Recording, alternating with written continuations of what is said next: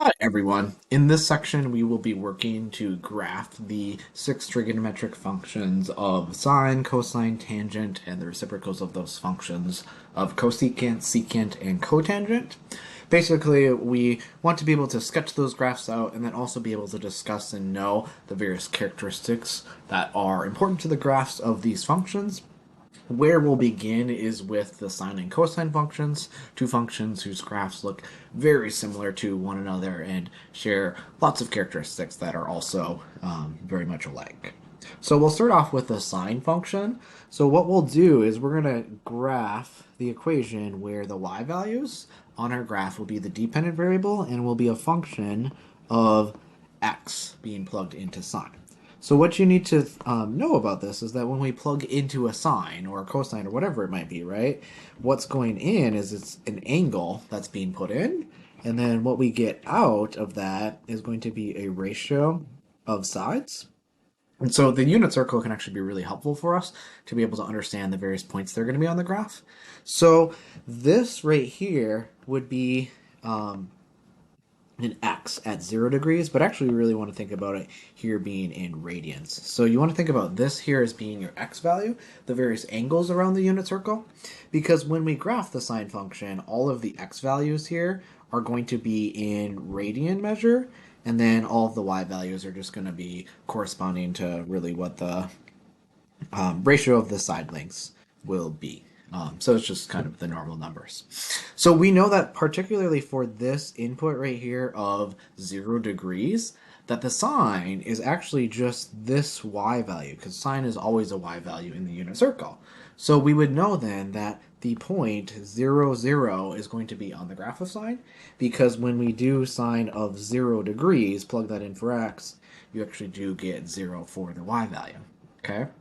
Another kind of easy one would be like if we were to plug in pi over 2, we know that when we sine pi over 2, it's going to equal the y value there of 1. So therefore, at the point pi over 2, we do get 1. Another kind of key point for sine is when you plug in pi for x, you do get 0 for y. So we're back there on the x-axis. And then if you were to plug in 3 pi over 2 for an angle measure, you're going to get negative 1 for a sine value. Okay, and then if you just keep going around the circle again, you're going to kind of circle through the same sorts of points. So you're going to start at 0 again, and then go up to 1, and then 0, and then down to negative 1 again. So it really just kind of repeats those same four sort of points. Now, of course, we can actually plug in other values like pi over 6, for example, and know that there's going to be a height of 1/2. So right about here is where pi over 6 would be for an angle and 1/2 is. And we could keep filling in more points. Basically what's going to happen is you just get this kind of smooth curve sort of graph that goes like that, and then like this, and then like this, and then like this. So it's really just kind of like a wave function that oscillates kind of in the same shape over and over and over and over again. And of course, you can plug in negative angles, so this wave shape is just going to keep moving its way this way, as you're seeing, and this is ultimately what the graph of the sine function is going to end up looking like. So it will go on forever and ever towards the left and forever and ever towards the right. But what you'll see, though, is that it will never actually get higher than this height right here. So the highest that the waves ever get to is 1, and then the lowest point that these waves all touch there is negative 1. So all the y values for sine are always going to stay between 1 and negative 1 then. So just by a similar sort of reasoning, we could develop how the cosine function is going to look like just based on plugging in various angle measures. So we're plugging them in radians, and then we know that cosine on the unit circle always corresponds to the x values. So if I were to plug in 0 for an angle, then we would get 1 for an output.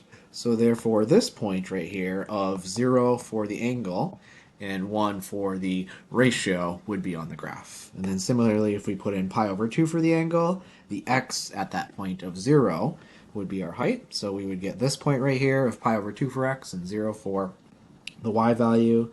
And then matching this up right here at pi, we'd be at negative 1. And then at 3 pi over 2, we would have a 0 y value right here. And then that's just going to repeat over and over and over again, similar to the sine function. So it's going to kind of like curve like this, and then curve upwards like this, and curve down, etc. And then it, of course, continues in its pattern in the leftwards direction as well, and oscillates forever like that.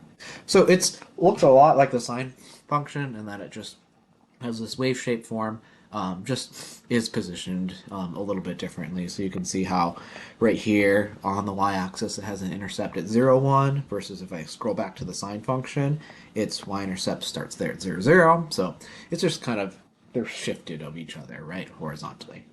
So that's what the sine and cosine functions ultimately look like.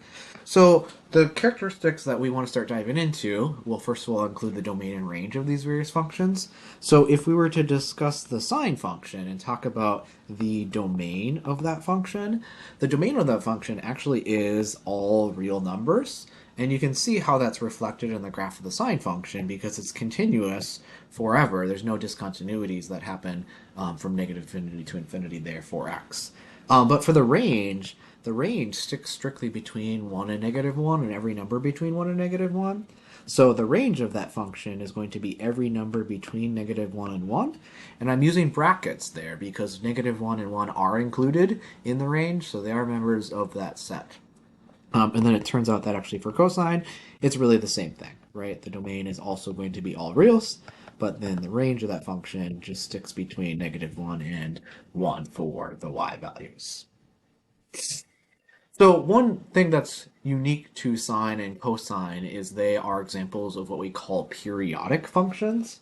So a function is called periodic, basically if it just repeats like the same chunk of the graph over and over.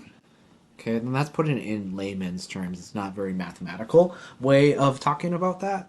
The mathematical way of talking about this is that if it's periodic, we would be able to find that f at some x value, so maybe at s, is going to happen again at some x value later on. So maybe we go p farther than s. And if we find that, sorry, there should be an equal sign right here. If we find that f of s is equal to f of s plus p for all s in the domain of f, then that function is periodic, which means that it's really just repeating the same y values every p. So if p happened to be like 5, then it's just repeating the same chunk of the graph every 5 units of x, whatever that might be. So to really exemplify what's happening in the sine function, you'll see that the sine function really repeats this same chunk that I've highlighted in blue over and over and over again, because if you just stamped that right here, but just in red, this is the same shape, but just in a different position, right? So that's the chunk that repeats over and over and over, and that's the smallest chunk that we could make out of the graph that repeats over and over and over. So because the length of this chunk right here is 2 pi, this is what we call the period of the sine graph. So we can define a period as being really the smallest chunk of the graph that repeats over and over and over in any sort of a periodic function. Okay, so the sine function does have a period of 2 pi, and then similarly the cosine function also does have a period of 2 pi. So with that, if you look at this blue chunk right here, you can see that that chunk is just going to repeat over and over and over continuously in the cosine function. So therefore cosine also has a period of 2 pi, and that it repeats over and over every 2 pi. One other thing that needs to be mentioned here is because we're dealing with wave sorts of functions, if you find the distance that goes halfway through the wave, we refer to that as the amplitude of the wave. So basically half of the overall wavelength of the wave is known as the amplitude. So in the case of the sine function, that purple distance is actually a distance of 1 high. So the sine function has an amplitude of 1, therefore. And then also for the cosine function, its amplitude is also 1 because half of the wavelength, as you can see with that purple distance, is also going to be 1. So that's another characteristic of these wavelength periodic functions that you'll want to be familiar with. So just one thing that you should recall, so this is really just review for us about symmetry of functions. You should recall that we've already discussed functions that are considered even and functions that are considered odd. So just as a reminder for us, even functions are functions, so they have to be functions, they have to pass the vertical line test, but they're functions with y-axis symmetry. So they need to be able to flip over the y-axis. So for example, like this absolute value function would be an even function because it's a complete mirror image over this line right here of the y-axis, right? And then recall that an odd function also has to be a function, so it has to pass the vertical line test, but it has to have origin symmetry. So that's reflecting over a point rather than a line, so it has to reflect over the origin. So like this graph right here is a great example, y equals x to the third, because, for example, this blue dot right here will reflect over the origin and then reflect over to this corresponding point over here. And it does that for all of the points that we're seeing in the graph. Remember the formal definitions of this is that if a graph is even, we know that the graph is even if f of negative x is equal to f of x for all x in the domain of that function. So what that basically means then, if you look at the example of this absolute value graph that I have right here, when you plug in an x value and then you plug in the opposite of that x value, negative x, you'll find that the points on those graphs correspond to the same y values as each other. And that's what this is saying right here, is that the y value at x is actually equal to the y value at negative x. And then remember that the formal definition of odd functions is that you should be able to show that f of negative x is equal to negative of f of x. So what this is telling us here is that if you pick an x value, and then you pick a negative x value, that the y value at the negative x value and then the y value of the x value are actually at opposite y values. So if this is at y, this is at negative y. And that's what this statement here is saying that when you plug in a negative x and you plug in a positive x, the y value there is the negative of the other y value. So with that all in mind then, we can actually talk about the symmetry that we see in the sine and the cosine functions. I'm just going to skip past this and just look at the graphs of the functions that we're seeing. So with the sine function, you'll actually be able to see that I could map this corresponding point right here across the origin to this point that you're seeing right here. Or I could take like this point right here and I could map it across the origin to correspond to this point right here. So the sine function actually has origin symmetry, and because sine is a function, what we know then is that y equals sine x is an odd function. So in your knowledge, this should be something that should just be essential for you to remember, that sine x is an odd function. And then the cosine function actually reflects over the y-axis. So if you see that green line as an axis of symmetry, it's just a mirror image on both sides. It turns out that cosine of x is an even function. Okay, so just remember that sine is an odd function and cosine is an even function. Okay, and we could justify that using the formal definitions as well. So like whenever you do sine a negative x value, it's actually equal to sine of the positive x value, or negative of the sine of the x value, I should say. So for example, like we know that at pi over 2, the sine of pi over 2 is equal to 1. But then if we were to plug in the negative, so plug in negative pi over 2, sine of negative pi over 2 is equal to negative 1, as you can see. And then you can see that we do get opposite y values corresponding to opposite x values there.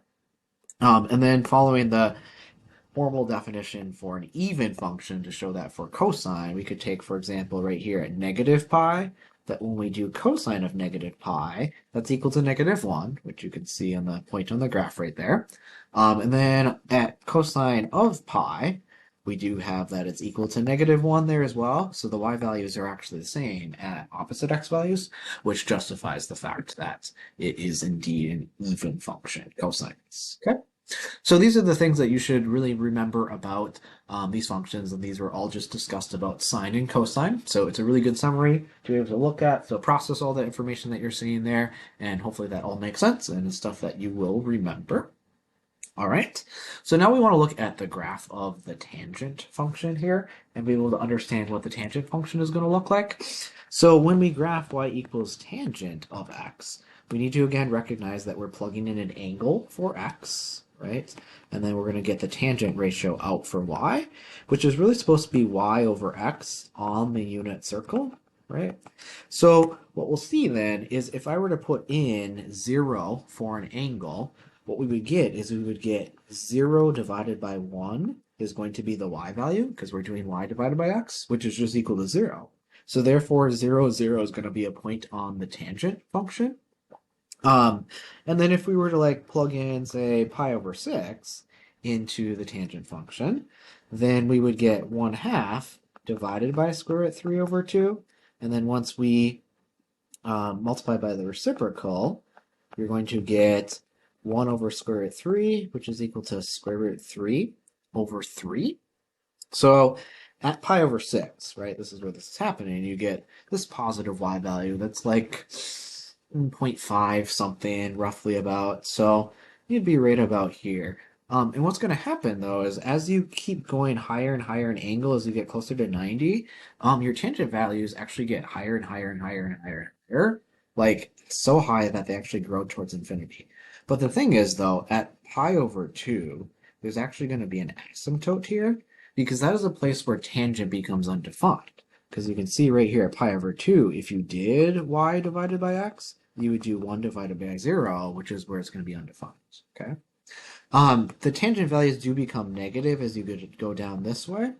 So what you're seeing in the green is really kind of a graph that looks like x to the third, right? So I'm going to actually just write that it looks like y equals x to the third. It's not, but that's really what the shape of the graph looks like, okay? So actually this graph just repeats over and over and over with all of these asymptotes that happen at pi over 2 and then every pi thereafter. So it'll basically have x-intercepts at 0, and then at pi, and an x-intercept at 2 pi, like this, and then have all of these asymptotes here as well that happen every pi. Okay, so this is literally what the tangent function looks like, just a bunch of these things that kind of look like x cubed over and over and over and over and over, right? So when you think about the domain of the tangent function, it is almost every real number, except what's happening is at these really intervals of halfway between whole pies, right, is where we have these numbers that are not going to be in the domain of the tangent function. So we could basically just say that for y equals tangent x, that the domain is going to be all reals except for pi over 2 plus or minus any multiples of pi for k being an integer. So this right here is just saying that we could add as many pi's as we want or subtract as many pi's as we want from pi over 2, and those would be the things that are going to be excluded from the domain. For the range of the graph, because each of these pieces of the tangent graph go up forever and down forever and are continuous, then all the y values in R are going to be in the range. So therefore the range of tangent is just going to be the real number system, so just R. All right, so now getting into the graphs of the reciprocal trigonometric functions. These are pretty much already going to be graphed for you right here. So what you should know is that in the darker black color right here is y equals tangent x. And then what you're seeing in the grayer color is, oh, I have that backwards. Sorry, I do have that backwards. In the black is cotangent of x, so y equals cotangent of x, and then the gray is what's old for us, y equals tangent of x.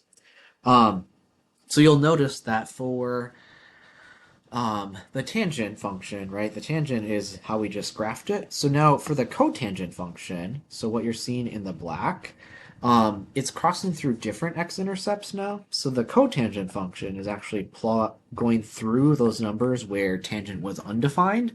And so the asymptotes that correspond to cotangent are actually at these blue asymptotes then. So these blue asymptotes are applying to the graph that you're seeing in the black. So the cotangent function, right? So those are going to be the values that are not in the cotangent function. So what you'll see for cotangent then is for y equals cotangent is that the domain is going to be all of r except for pi plus or minus any multiples of pi where we know that k is an integer. And then the range is going to be all r because it goes up and down forever, right?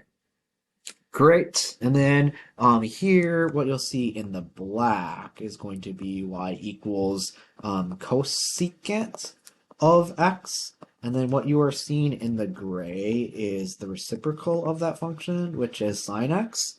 So what you're seeing with that reciprocal function right here is you're seeing these asymptotes right here that are happening at pi, etc. Because really these are going to be the points where the reciprocal of sine is going to be undefined. So for example, like at this point right here, this is where sine of pi is equal to 0 because we know that on the unit circle, this right here is the point -1, 0, where then the y value, right, is going to be what the sine is.